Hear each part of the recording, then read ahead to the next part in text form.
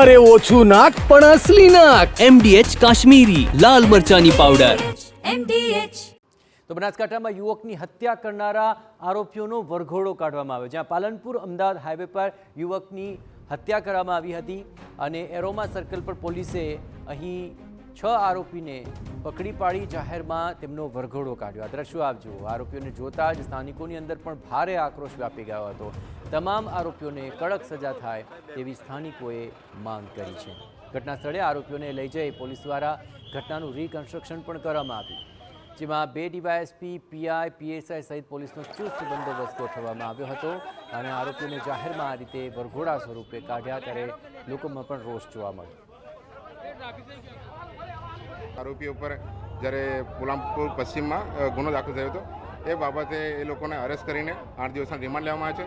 એ remand અન્વયે ખાસ કરીને આજરોજ જે જગ્યાના જે રિકન્સ્ટ્રક્શન પંચનામું કે જ્યાં તેઓ ભેગા થયા અને જેમને ત્યાં કાવતરું કર્યું હોય અને ત્યાં પછી જે બનાવની જગ્યા જ્યાં તે લોકો આવ્યા છે એ જગ્યાએ રિકન્સ્ટ્રક્શન પંચનામું પોલીસ દ્વારા કરવામાં આવ્યું છે અને પૂરતો પોલીસ કાફલો બંદોબસ્ત સાથે કરવામાં આવ્યું છે. હજુ પણ આમાં ઊંડાણપૂર્વક તપાસ ચાલી રહી છે, જે પાલનપુર પશ્ચિમ પીઆઈ અંકુર દેસાઈ ચલાવી રહ્યા છે. 20મી ડિસેમ્બરે પાલનપુર અમદાવાદ હાઈવે પર ખાનગી હોટલ પાસે ભરત ચૌધરીની કરુણ હત્યાની ઘટના ઘટી હતી, જે બાદ સમગ્ર ચૌધરી સમાજે વિરોધ નોંધાવ્યો હતો.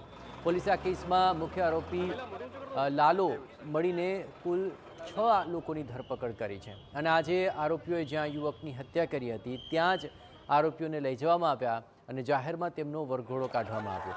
આ આરોપીઓને કડકમાં કડક સજા થાય તેવી સ્થાનિકોની અંદર માંગ ઉઠી હતી. પોલીસે પણ આરોપીઓને કાયદાનું બરાબરનું ભાન કરાવ્યું હતું. યુવકની પાલનપુર અમદાવાદ હાઈવે પર હત્યા થઈ હતી અને જે બાદ પોલીસે છે એ 6 આરોપી ઝડપી લીધા છે.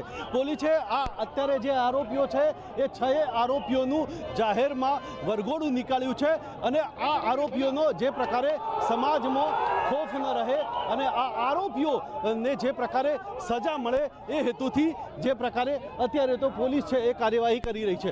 અત્યારે આરોપીઓ પ્રત્યે લોકોનો જે સ્પષ્ટ આક્રોશ છે એ આક્રોશ છે એ દેખાઈ રહ્યો છે અને આ આક્રોશને લઈને જ પોલીસ છે એ આ જાહેરમાં કાર્યવાહી કરી રહી છે.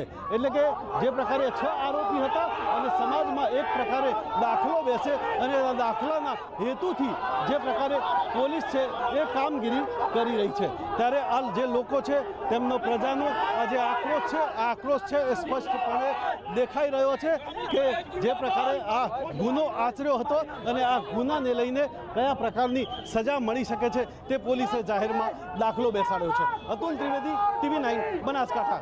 MDH ચણા મસાલા. હવે છોલા હોય કે ચોળા, સફેદ ચણા હોય કે કાળા ચણા, બધું મજેદાર બનશે. MDH